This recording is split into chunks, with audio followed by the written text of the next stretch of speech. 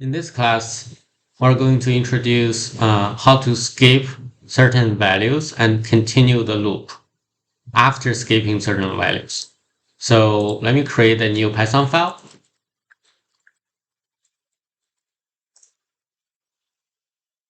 and paste the code here.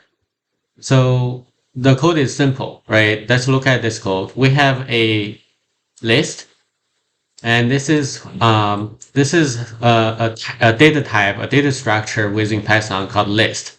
In this list, there are multiple elements in here. Some are negative values, and some are $0 values, right? So, and in accounting and finance, we oftentimes do not care about $0 values here because there's nothing for us to do.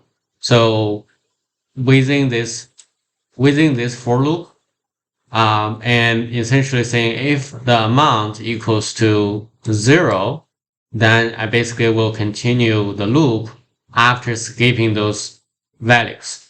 So um, here I would basically, we look at my comment, I said skip 0 value entries. And then after we skip it, we will print the only processed non-zero value entries. So with this, let's go ahead and run this and see this. See your terminal is processed 1500, negative 300, 1250, and then 100. So we skip the 0 values here.